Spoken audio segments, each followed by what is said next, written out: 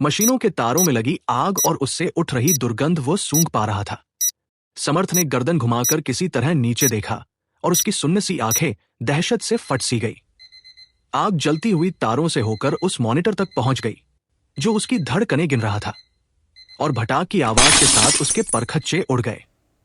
अनायास ही समर्थ की आंखें वापस सामने आई तो पाया कि अब वो छत से बस कुछ ही इंच दूर रह गया है। कुछ है जो उसे इस छत पर भींच देने को उतारू है। उसे एक बार फिर अपनी मौत सामने दिखाई दे रही थी। अस्पताल में गूंज उठी फायर अलार्म की आवाज से इस वार्ड बॉय की आंख खुली। उसने देखा कि वार्ड नंबर 30 से काला धुआं निकल रहा है। वो तुरंत हरकत में आया और दौड़कर उसके दरवाजे के सामने गया। दरवाजा पहले ही चौपट खुला हुआ था। ये देखकर उसकी सांसें बुरी तरह ऊपर नीचे होने लगी कि समर्थ 14 फुट ऊपर हवा में स्थिर है और नीचे बिस्तर सहित उसका पूरा वार्ड धधक रहा है। वह मरीज जिसे उसने कभी पलके झपकाते भी नहीं देखा था, वो हवा में हाथ पैर मार रहा है। उसके हाथ से खून की एक धार निरंतर बह रही है। उस पता नहीं कैसे, लेकिन ये आग फैलती जा रही है इस वार्ड के आसपास। केवल आग लगी होती तो भी उसका दिमाग कुछ काम करता, लेकिन समर्थ जो हवा में तैर रहा है, उसने इस वार्ड बॉय के होश ही फाख्ता कर दिए। सिक्योरिटी। वो किसी तरह चिल्लाते हुए गलियारे से सीढ़ियों की ओर भागा। समर्थ के साथ इस समय नहीं भी तो 6 मरीज और हैं जिन पर खतरा है। वह बेतहाशा भागा जा रहा था कि अचानक एक सीढ़ी पर उसे धक्का सा लगा और वह लहूलुहान हालत में लुढ़कता हुआ निचले तल पर पहुंच गया। उसका शरीर बिल्कुल शिथिल था, जिससे बस कई जगह से खून बह रहा था। अर्जुन का घर। सुबह लगभग 7 बजे पांडे खाने की थाली के साथ मानव और आर्यन के कमरे में दाखिल हुआ। लो, उन दोनों के हाथ पैर बंधे थे। पांडे ने केवल आर्यन के हाथ खोले ताकि वो खा सके। मानव अपने भाई के बाद ही खाता था। जल्दी करना, मेरे पास और भी काम होते हैं। पांडे अर्जुन की सर्विस रिवॉल्वर हाथ में लिए वहीं एक स्टूल पर बैठ गया। उसे इस बात का खास ध्यान रखना पड़ता था कि ये लोग कोई चालाकी ना करें। आर्यन चुपचाप खाना खा रहा था और वहां मानव ने बैठे हुए अपनी नजरें नीची की हुई थी। वो अक्सर ऐसे ही रहता था, कम बोलने वाला और बहुत शांत किस्म का इंसान था वो। पांडे बोरियत के अंदाज में कमरे में एक नजर फिरा रहा था कि उसे महसूस हुआ मानो मानव कुछ बुदबुदा रहा हो। क्या हुआ? उसने पूछा। तुम्हें भय नहीं लग रहा? भय यानी डर? पांडे हंसा। किससे? मानव ने आखिर अपनी आंखें उस पर की। जो तुम्हारे सामने है उससे। शायद वो आर्यन या अपनी ही बात कर रहा था, इसलिए पांडे ने ज्यादा कुछ सोचा नहीं और लापरवाही के साथ, तुम लोग बस चुपचाप खाना खाओ, पांडे ने कहा और उसी वक्त उसे कुछ हुआ।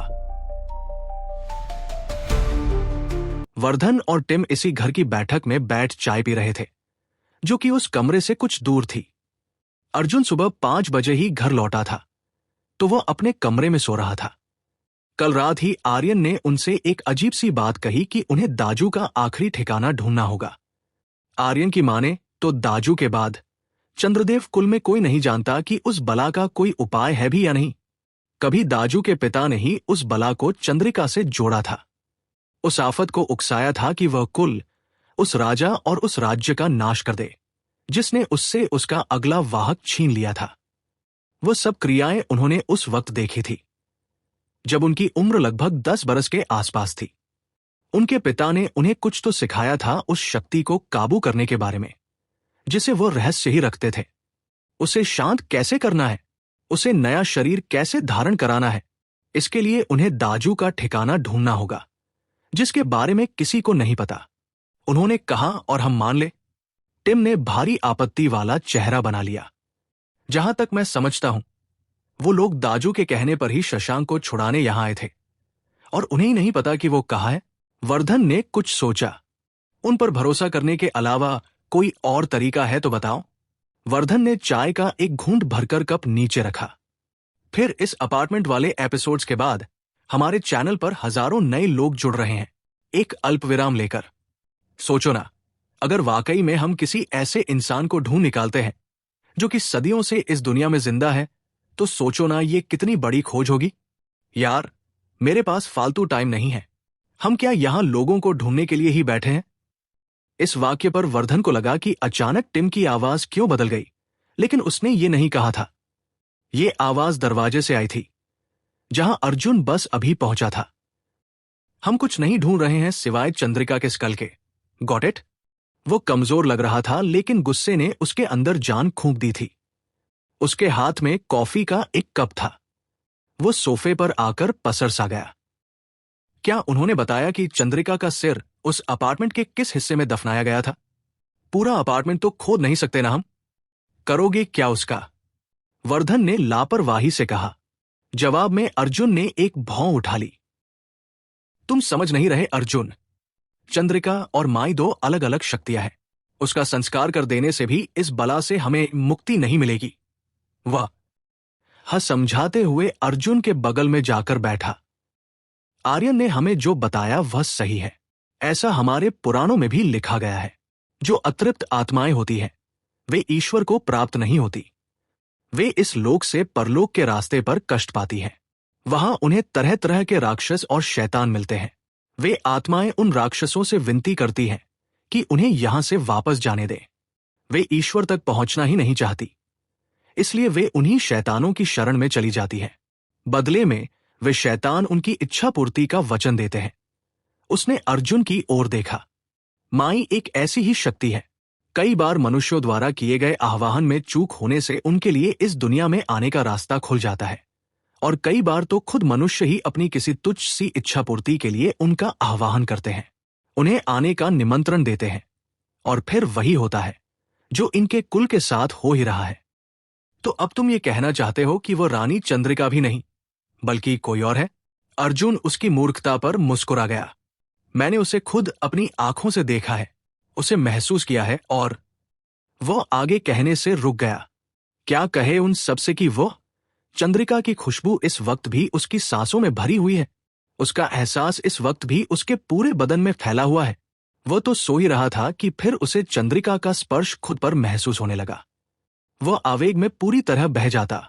उससे पहले उसने किसी तरह खुद को जगाया और बाहर आ गया। मैं इसकी बात से सहमत हूं, अर्जुन, टिम ने कहा तो अर्जुन की आंखें वर्धन से हटकर टिम पर आई। मैंने ऐसे कई मामले देखे हैं जिनमें विक्टिम किसी खास आदमी की आत्मा के वश में होने का दावा करता है, लेकिन बाद में पता चलता है कि वह किसी और ही पारलौकिक शक्ति के वश में था। अर्जुन ने उल्हाना से नजरें फेर ली। केवल सशरीर जीव ही इस दुनिया में आ सकते हैं, रह सकते हैं, क्योंकि भगवान ने उन्हीं के लिए इस दुनिया को बनाया है। भगवान को भी इस दुनिया में आने के लिए अवतार लेना पड़ता है, उनका भी आह्वान किया जाता है। फिर शैतान तो यहां पूरी तरह प्रोहिबिट है। वो अपने वास्तविक रूप में यहां नहीं आ सकता, इसलिए वो चंद्रिका जैसे किसी गुजरे हुए इंसान का चोला ओढ़ लेते हैं। उस अतृप्त आत्मा की इच्छा पूरी करने की आड़ में उसे इस दुनिया में दखल देने का मौका मिल जाता है। अर्जुन को यह सब समझ नहीं आ रहा। उसने झुककर दोनों हाथों से चेहरा ढांप लिया। कुछ देर वैसे ही रहा। पता नहीं एक रात में आर्यन और मानव ने इन दोनों को ऐसे क्या पहाड़े रटा दिए हैं। फिर कुछ संभलते हुए, यानी तुम्हारी गणित के हिसाब से अब हमें चंद्रिका नहीं बल्कि उसकी भी अम्मा से लड़ना होगा? हां, शायद ऐसा ही। वर्धन खुद परेशान दिखने लगा। तुझे क्या लगता है कि ये चंद्रिका से मुक्ति का उपाय राजा वत्स ने नहीं किया होगा? उसने सीधे अर्जुन से ही सवाल किया। जब राजा वत्स के बुरे दिन शुरू हुए तो उसने अपने राजपुरोहित से इस बारे में बात की। राजपुरोहित ने ध्यान लगाया ताकि वजह समझ सके, लेकिन उसे भी केवल चंद्रिका का ही चेहरा दिखा। पुरोहित को यही समझ आया कि रानी चंद्रिका अपना बदला ले रही है। राजा वत्स और महारानी के कहने पर राजपुरोहित ने उस शक्ति के बंधन और उससे रक्षा के उपाय किए, लेकिन कोई उपाय काम नहीं आया, क्योंकि राजपुरोहित ने केवल चंद्रिका का बंधन किया था, न कि उस नारकीय शक्ति का। कमरे में फिर बहुत देर तक सन्नाटा था, जो कि अर्जुन के मोबाइल पर आई एक कॉल से भंग हुआ। उसे दो बुरी खबरें एक साथ मिली। पहली ये कि उस अपार्टमेंट में एक चौकीदार की रहस्यमय मृत्यु हो गई, और दूसरी ये कि समर्थ जिस अस्पताल में भर्ती था वहां कल देर रात आग लग गई। यहां तक कि एक वार्ड बॉय की भी सीढ़ियों से गिरकर मौत हो गई। अर्जुन ने समर्थ के बारे में पूछा तो पता चला कि फिलहाल किसी मरीज के बारे में कोई जानकारी नहीं है। आधे से ज्यादा मरीज आग की चपेट में जान गंवा चुके हैं। आग ने पूरा अस्पताल राख कर दिया है। ये सब फिर से शुरू हो गया। किलसकर अर्जुन कॉफी छोड़कर वहां से उठ गया। वो अपने कमरे को जा रही सीढ़ियों तक पहुंचा था कि अचानक ठिठक गया। जिस कमरे में आर्यन और मानव है वहां बहुत ज्यादा खामोशी है। उसने तुरंत मेज की दराज से अपनी रिवॉल्वर निकालनी चाहिए, लेकिन वह तो पांडे के पास थी। खैर, उसने दरवाजे की आड़ से अंदर झांका। वह चौंक सा गया ये देखकर कि पांडे आर्यन और मानव से कुछ 2-3 फुट दूर फर्श पर पड़ा छटपटा रहा है। रिवॉल्वर उससे कुछ दूर पड़ी हुई है। उसका बदन ऐंठ सा रहा है। उसके चेहरे पर दर्द है, लेकिन वह चिल्ला तक नहीं पा रहा। मानव बिल्कुल स्थिर आंखों से उसे एकटक देख रहा है और मुंह के अंदर ही कुछ बुदबुदा रहा है। वहां आर्यन के हाथ रिवॉल्वर तक पहुंच ही गए थे कि ओए रुक। अर्जुन ने तुरंत पैर की ठोकर से वह रिवॉल्वर वहां से दूर छिटक दी। जितनी देर में मानव की आंखें अर्जुन पर गई, उतनी देर में एक घूंसा मानव की कनपटी पर पड़ चुका था। आर्यन इस बार उतना तेज नहीं था कि कुछ कर पाता। अर्जुन ने उसे भी 2 घूंसे जमाए और अगर दोबारा ये हरकत हुई ना तो। उसने पांडे की ओर देखा जो कि कुछ ऐसा भौचक्का सा था मानो उसे कुछ याद ही ना हो। तुम ठीक हो? अर्जुन ने पांडे से पूछा। उसने तुरंत हामी भरी और जाकर कमरे के कोने से वह रिवॉल्वर संभाल ली। मुझे क्या हो गया था? पांडे बुरी तरह हदसा हुआ था। मैं तो बस अभी इन्हें खाना देने आया था। और फिर उसने अर्जुन के चेहरे पर देखा जो कि खाली आंखों से उसी को देख रहा था। मुझे क्या हुआ था सर? कुछ नहीं। अर्जुन ने थका सा हाथ उसके कंधे पर रखा। इनके साथ जरा चौकस रहा करो, कहकर अर्जुन कमरे से बाहर चला गया। अब पांडे उनके करीब आया। अगर सर की जिम्मेदारी ना होती ना बेटे, तो अभी बताता तुम्हें कि पुलिस कैसे सच निकलवाती है। वह सीना ताने उनके सामने खड़ा था। आर्यन और मानव नजरें यहां वहां किए थे। देखो, छुपाने से किसी का भला नहीं होना। मैं अर्जुन सर को जानता हूं। अगर उनकी मंगेतर को कुछ भी हुआ तो तुम दोनों को अग्नि भी नसीब नहीं होगी। वहां अर्जुन तैयार होकर वापस नीचे हॉल में लौटा।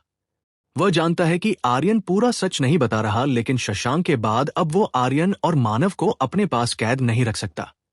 उनसे सच उगलवाने की सारी कोशिशें पहले ही की जा चुकी हैं। इनसे इनकी मर्जी के बिना कुछ भी जानना बहुत जोखिम भरा हो सकता है। नमूना तो उसने बस कुछ देर पहले ही देख लिया था। शशांक को बचाने के लिए ये 2 लड़के आए थे और कहीं इन 2 को बचाने के लिए और आ गए तो वो अपनी टीम के साथ हर वक्त तो नहीं रह सकता। उसने इशारे से वर्धन को अपने पास बुलाया और संक्षेप में कुछ बताया।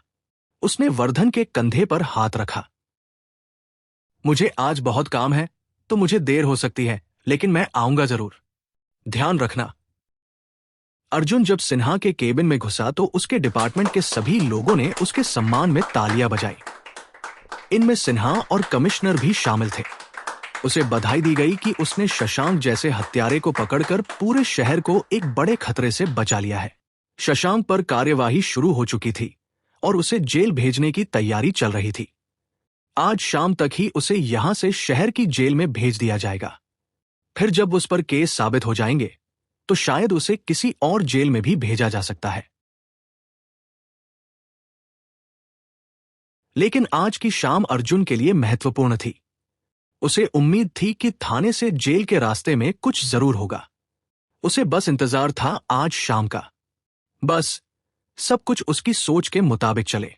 थाने के बाद अर्जुन सीधे उस अस्पताल गया जहां समर्थ भर्ती था और जहां कल रात शॉर्ट सर्किट होने के कारण भीषण आग लग गई थी। दमकल कर्मियों ने यूं तो आग पर काबू पा लिया था, लेकिन अब भी उस बिल्डिंग से कहीं कहीं धुआं उठता देखा जा सकता था।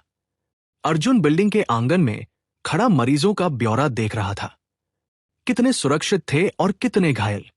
राहत इस बात की थी कि मरने वालों की गिनती कम थी और इनमें समर्थ का नाम नहीं था। उसने किसी अस्पताल कर्मी से यह भी सुना कि जब वार्ड में आग फैली तो समर्थ वहां से भागकर बाहर आया था। यानी अब वो कोमा में नहीं है। ये बोलते हुए अर्जुन खुद को बहुत उत्तेजित महसूस कर रहा था। कहाँ है वो? एक लंबे समय बाद वह उसे सही सलामत देखने वाला था। शायद वह अपने घर वालों के साथ भेज दिया गया है। वो नर्स जल्दबाजी में वहां से चली गई। अर्जुन समर्थ को मिलने के लिए मरा जा रहा था, लेकिन अभी ये मुमकिन नहीं था। मरीजों को इस अस्पताल से शहर के दूसरे अस्पतालों में भेजा जा रहा था। बहुत अफरा तफरी का माहौल था। ऐसे में किस मरीज को कौन से अस्पताल भेजा जा रहा है, वो केवल फाइलों को ही पता था। पत्रकारों के झुंड से बचते हुए अर्जुन किसी तरह अपना काम कर रहा था। उस आसमानी रंग की इमारत पर धुएं के निशान कुछ ऐसे दिख रहे थे जैसे नीले आसमान पर काले बादल छाए हों। अर्जुन ने एक फाइल अपने हवलदार को थमाई और चलने को हुआ ही था कि उसे उन जल चुकी खिड़कियों में से एक पर उसे कुछ रोशनी दिखाई दी। अर्जुन ने अपनी आंखों पर जोर दिया। वो रोशनी उसके देखते देखते ही आग में बदल गई। कुछ जलते झुलसते लोग उन खिड़कियों से इधर उधर दौड़ रहे थे, लेकिन वहां अचानक इतने सारे लोग आए कहां से? मरीजों को तो वहां से निकाल लिया गया था। अर्जुन बिना कुछ सोचे उस तरफ दौड़ गया।